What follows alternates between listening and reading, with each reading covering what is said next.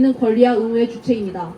행복을 추구할 권리, 평등한 권리, 자유로울 권리, 인간답게 살 수 있는 권리, 청구할 권리 등의 모든 것을 위해 우리가 이 자리에 모였습니다. 현재 국민을 분노케 한 자는 대통령이라는 자리에 앉아 있습니다. 대통령이란 누구를 칭하는 것일까요? 외국에 대하여 국가를 대표하는 원수를 의미합니다.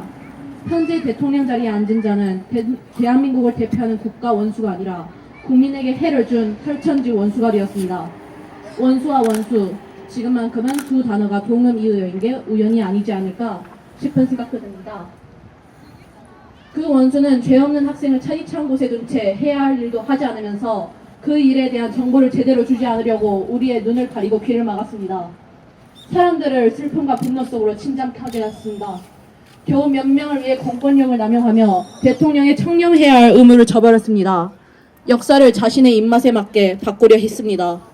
자신이 내세운 공약을 일절 무시하는 행동을 반복했습니다. 일본군 위안부라는 중대한 사안을 피해자의 의견을 일방적으로 무시하며 막을 내리려 했습니다. 그는 국민을 위한 일을 아무것도 하지 않았습니다. 그렇다면 국민의 행복을 뒤로 물려두고 국가를, 나라의 경제를 위한 일에라도 집중했다, 그리 생각해야 할까요? 전혀 아닙니다. 저는 최근 한 책을 읽기 시작했습니다. 2015년 말에 발행 시작한 경제전쟁이라는 책인데 초반에 이런 문장들이 있었습니다. 새누리당 집권 이후 정책 당국은 경제난을 악화시킬 정책만 줄기차게 수립하고 집행했다. 이명박 정권은 우리 경제 깊숙이 암덩어리를 만들어 놓았고 박근혜 정권은 그것을 점점 키우고 있다. 결국 경제적으로도 발전이 없었을 뿐더러 애초에 국민의 행복을 위한 길이 국가를 위한 일임을 모르고 있었던 것 같습니다. 아니, 현재 상태를 보아니 아예 처음부터 국가나 국민은 안중에 없었을 것 같네요.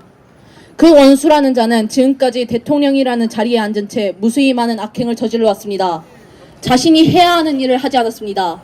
국민을 개 돼지로 보고 얕은 수법과 거짓말로 우롱하려 들었습니다. 이제 자칭 원수라는 그녀는 자신이 해왔던 모든 말과 행동에 대한 책임을 져야 합니다. 그 본인이 말하기를 간절히 원하면 우주가 이루어준다고 했습니다.